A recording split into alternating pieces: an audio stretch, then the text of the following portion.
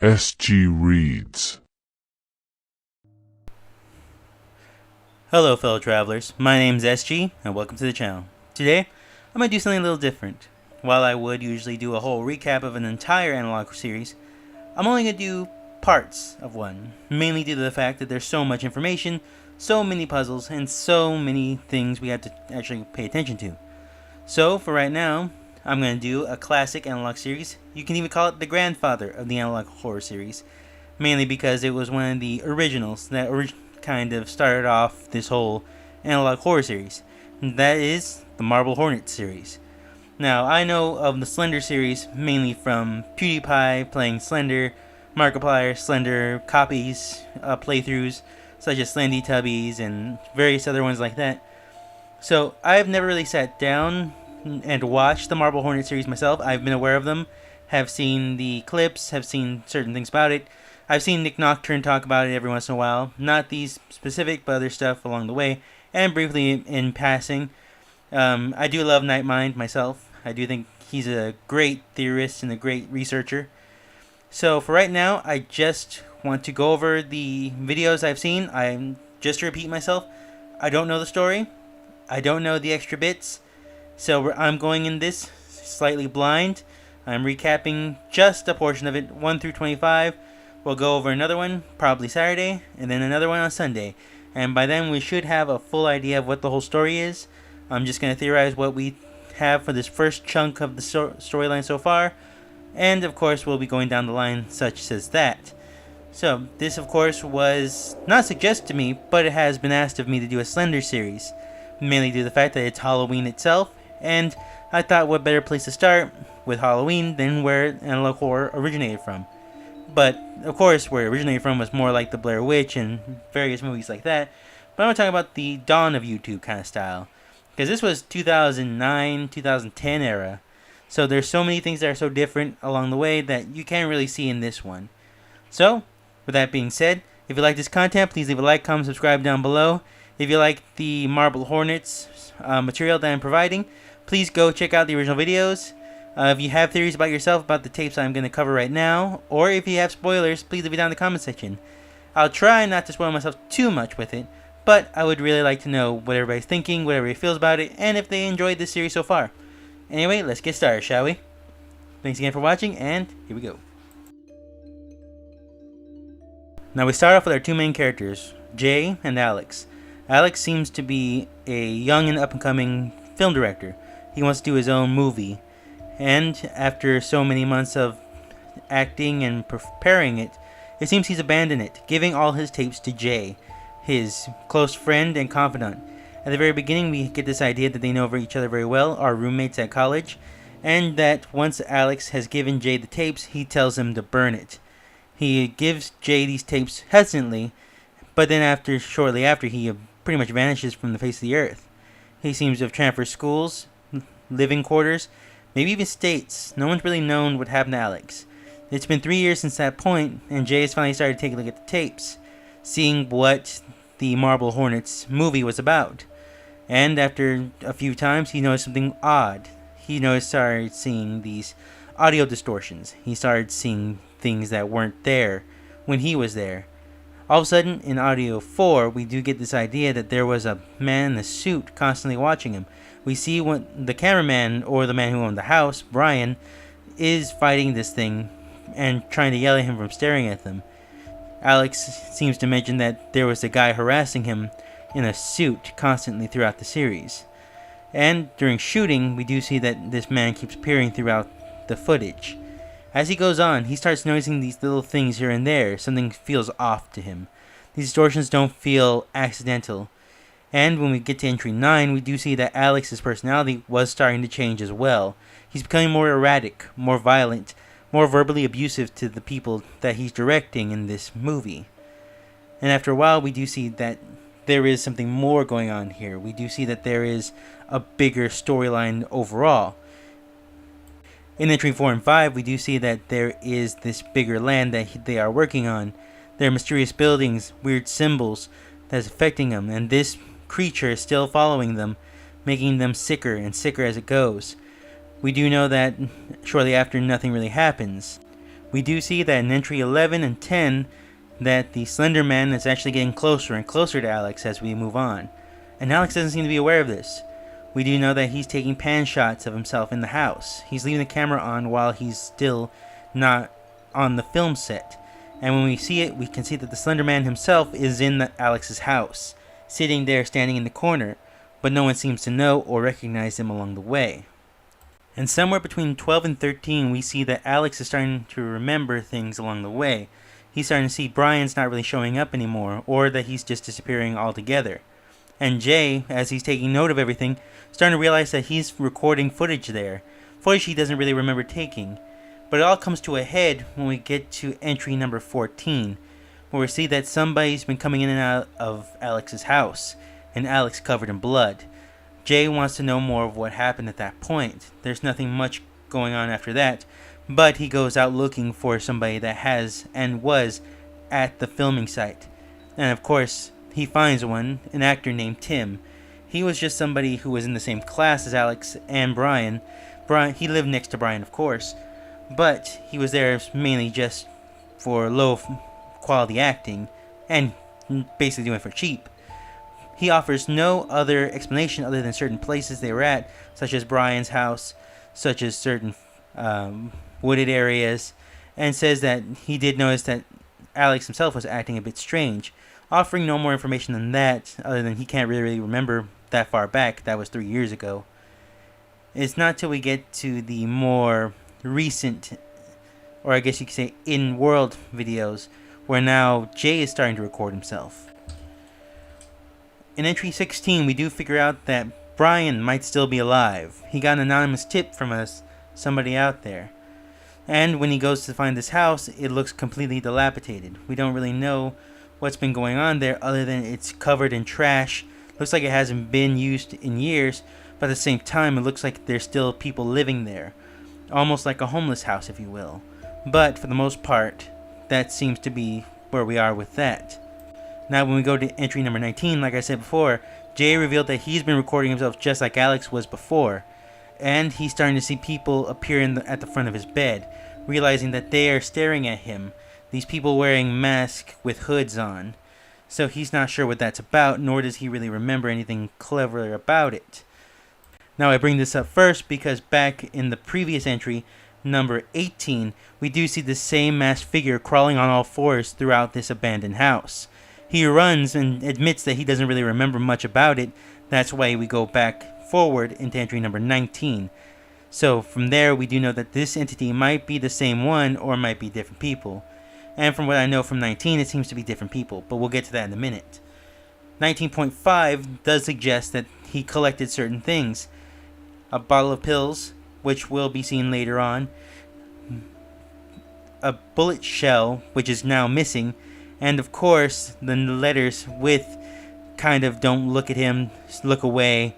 And of course, this weird symbol that we see in one of the other entries from the giant monolith in the middle of the forest. Originally thought to be nothing more than just that, a weird building in the forest, but now we're seeing that it might actually be something else.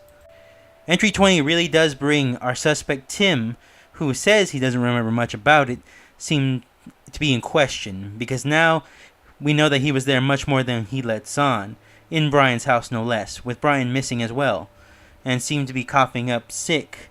We don't really know of what, but we do know that this same sickness seems to be causing Jay in current time as well. So for right now, we can just assume that Tim himself knows more than what he lets on.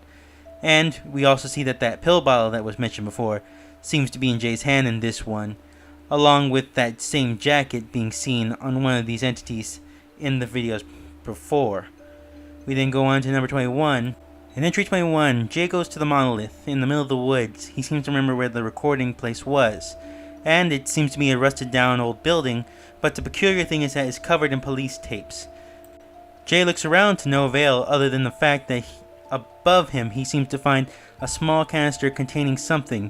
When he opens it up, it's a small box revealing a videotape. Continuing there, we go to episode 21, where we do see that it is Alex and another friend of theirs named Seth who are looking through this house, looking for Brian, I presume, or looking for something, period. Now, they don't really exclaim why, but something does happen and freaks them out, and we do see a minor face in the pixelation. From there, we do know that Alex does make a final recording saying that he left his original place, but now that he realized that he's still not safe anywhere, that he left Seth there unconscious in that building, and that everyone is gone. Everyone from... but he goes on a step further, saying everybody's gone. All his friends, everyone involved in the crew. Which is odd, because we don't really know more than that. From there, the video seems to cut out, with just him saying he regrets ever finding this, or ever even starting it. So for now, that's pretty much where we left with Alex along the way. But I do feel that his story is not quite done just yet. Jay, now fully paranoid about the situation at hand, he does finally decide to go back to Brian's house, or this house where they are, period. He goes back there and he's attacked immediately by this strange creature. We're going to assume it's the Slenderman, mainly because it has the same features, and we even get a full glimpse of him in the camera.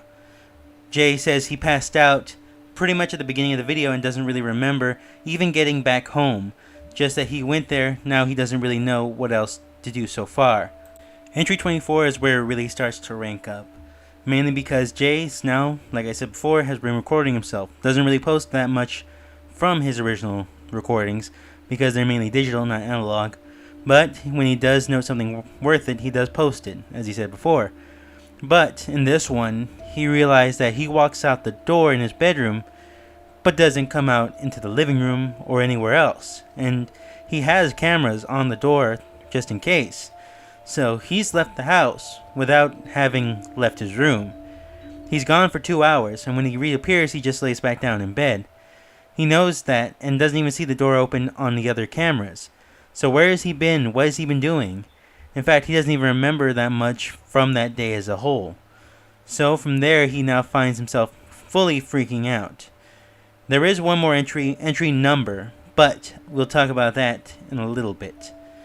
More in the next section. With that now being said, he feels unsafe. These masked people have started threatening him through the YouTube channel's own methods, and now they're showing that he is not safe anywhere, showing that they're inside his house. And in fear of all this, he's decided to leave his house and stay at a hotel. While he's at a hotel, he's messaged by a friend of his to check and turn on the news. An entire apartment building has been set ablaze. He doesn't really know how or why, but it's been on fire, and a bunch of apartments have gone in pretty much ashes at this point. He leaves us saying that that was his apartment building, and the fire caught in his room. What does this mean?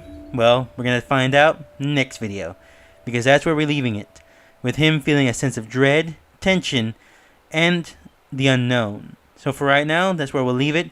If you want to know more, I'll leave a link to the original YouTube channel. You can go check it out. This is the entry number 25, if you want to go off from there, or even just start from the beginning. I suggest it. It's really fun, really interesting, and does have a lot of good moments that you could check out yourself.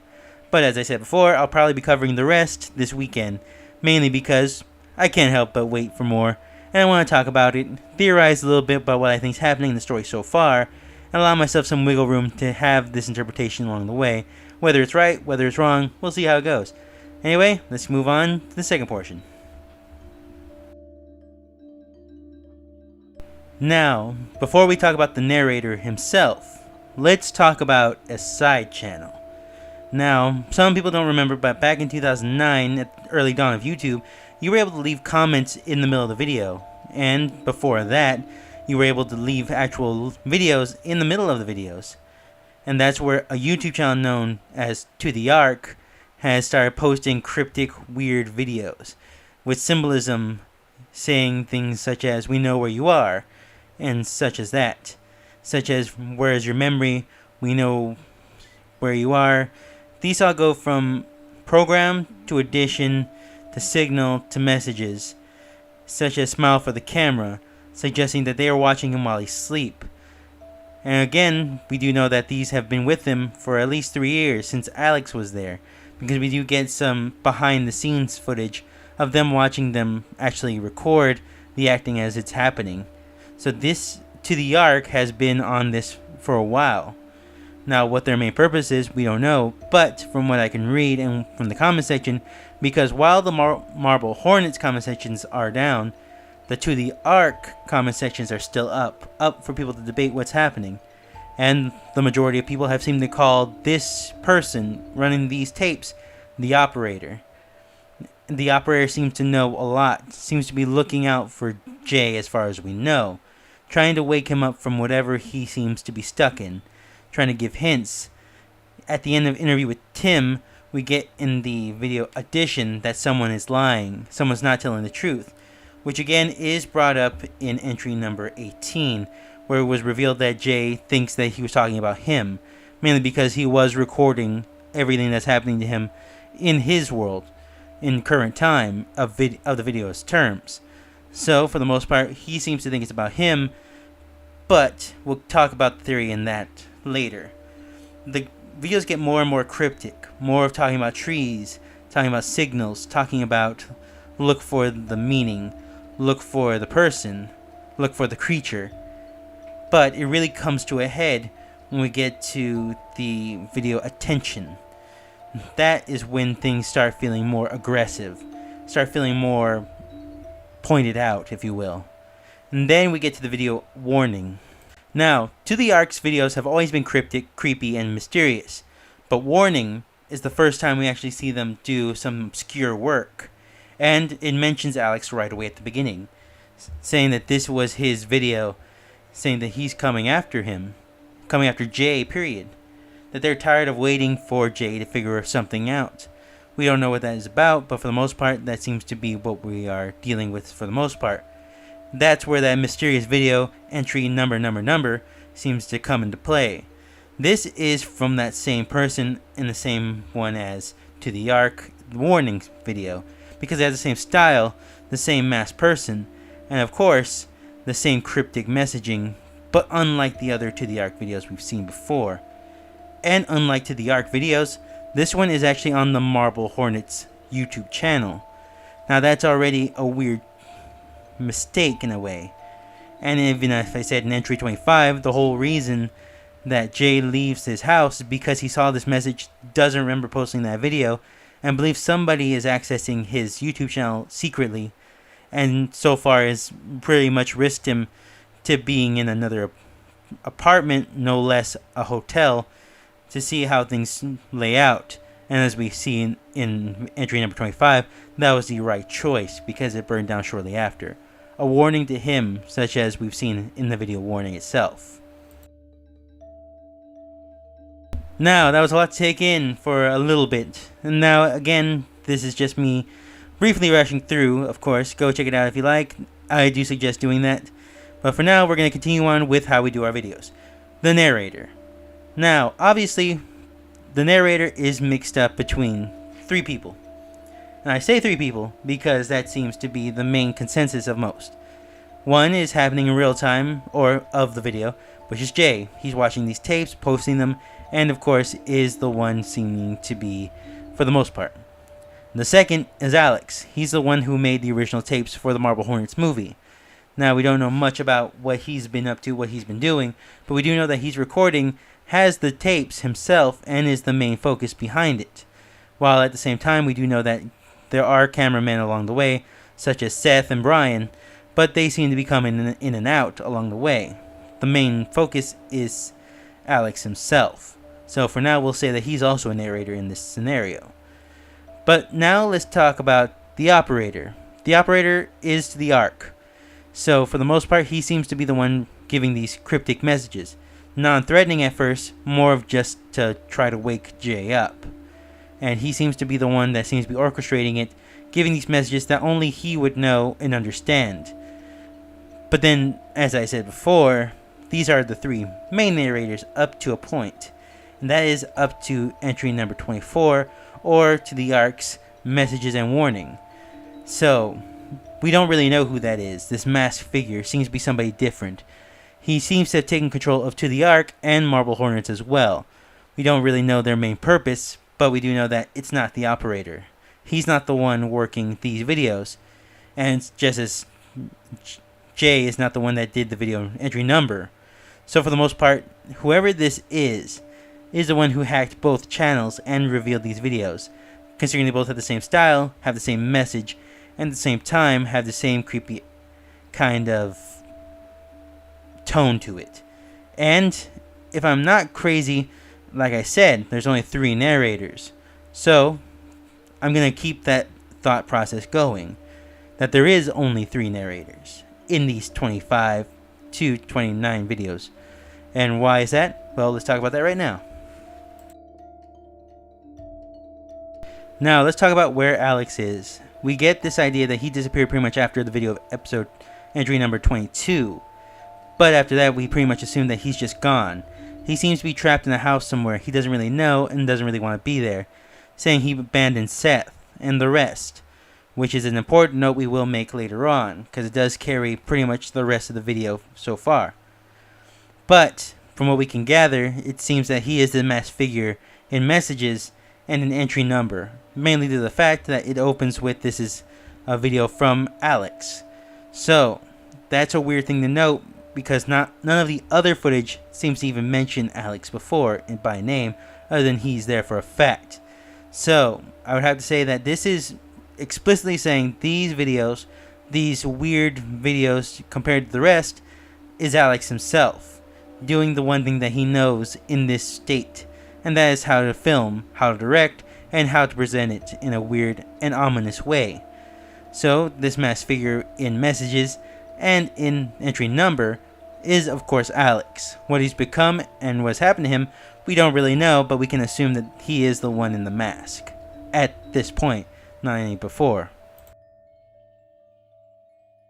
As I said, one of the only 2 survivors that does come on the show seems to be Tim, but we don't really trust Tim. The message pretty much suggests that we shouldn't trust him.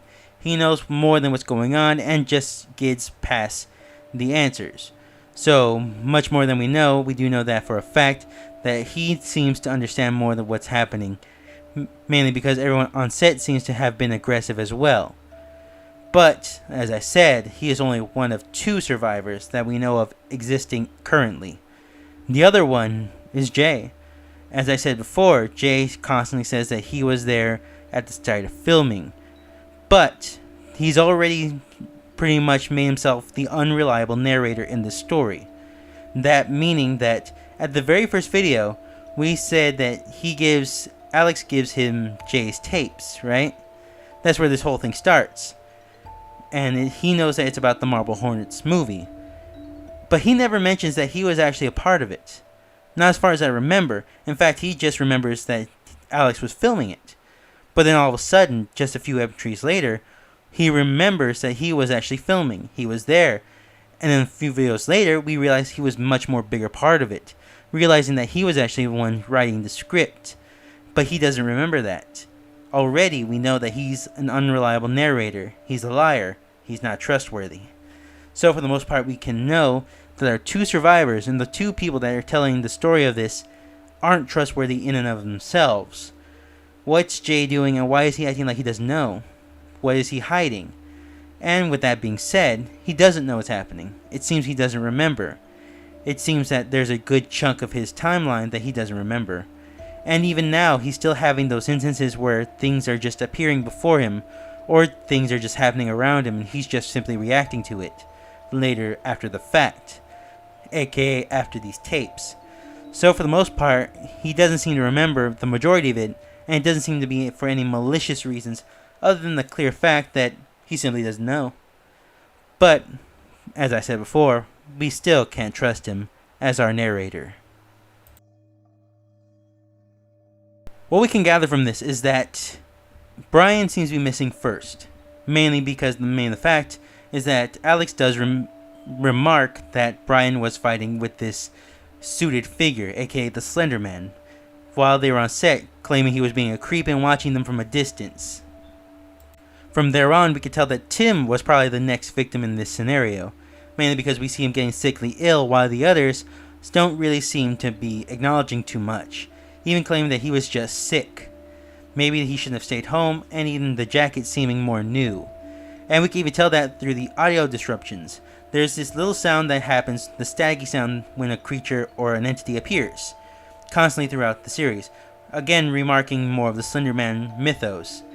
And when it's light, that means that it's barely in its starting phase, he's at a distance, not really can be seen. But the more it happens, the more frequently it happens, the more it occurs, means the closer he's getting and the longer he's staying. So from that point, we know that these tapes are not meant to be in order, much less meant to be taken in a chronological order, but they're really telling a story out of order, Quentin Tarantino style. These are telling things from a mixed mash of events. So we do know that when Jay and Alex were talking about the script, Tim comes in sick. That's probably much more towards the beginning of the phases, with Brian being the one missing as of right now, being the first infected. So with that being said, like I said, Brian was infected first, now he's gone missing. Tim was second, now he's sick. Alex was the one getting paranoid, and along with Seth going along for the ride to help him, probably suffering this not as bad delusions, but just as intense. So for the most part, it would have to be Seth would have to be the last one. But where does that land Jay? Like I said, the interesting part that happens in entry 22 is Alex names all the people that have gone missing or have disappeared at this point. And Jay is one of those people that he says have gone missing, or at least are taken by this thing. He says he's the only one left. What does that mean? What is happening? What's going on with the rest of the cast of the Marble Hornets series? That we don't know as of yet. Jay doesn't seem to notice it as well. He's missing things that are obviously right there, or is choosing not to see it himself. So for right now, I'm going to leave it at that. Mainly because I want to keep some mystery in there and some room for debate. Mainly because I don't really have all the facts all said and done, just that the fact that Jay is untrustworthy. Alex is still alive somewhere, and possibly one of these creatures that's following Jay. And Brian might still be alive, mainly because we got an anonymous tip. But then again, this anonymous tip might be to the Ark himself. We don't really know much detail about anything else other than to the Ark is trying to give Jay these cryptic messages. Not trying to say anything flat out, maybe for his own protection, or maybe for Jay's protection. We don't really know it along these lines. But for some reason, there does seem to be some correlation between these things happening. And we do know that whatever these masked characters are, they are able to interfere with their audio, with their channels, with everything that's happening between them. And we can tell the stylistic differences. But we can say that it all started with that weird symbol at that monolith in the middle of the forest. Again, a reference to the Slenderman games, but this in itself seems to be something bigger, something that will come in later on in the story. For right now, that's where we'll leave it, and we'll continue on next time. I hope you guys enjoyed this video. I hope that this does suit everybody's taste. Thanks again for watching. Thanks again for sticking for the whole video. I know I was probably a little more wordy in this one, but I had a lot to say. This was a fun one. I do like this series, and I want to continue. Like I said before, I have been aware about the series, but I've never actually sat down and watched it and tried to make a theory of myself. I thought with everything going on, and this being Halloween, that this would be a good enough time to start. And while I was originally planning to make this just one video in and of its own, I thought it'd be fun to make it a series, talk about it, theorize about it, and give our own 2 cents. See if anybody else would like to add their 2 cents to it too. If you have spoilers, keep it down below, but first leave a spoiler warning for it. I mean, I'll still probably read it, but it is what it is. Thanks again for watching, and I can't wait to see you guys next time. See ya, and have a great day. Happy Halloween, everyone. Thanks again for watching.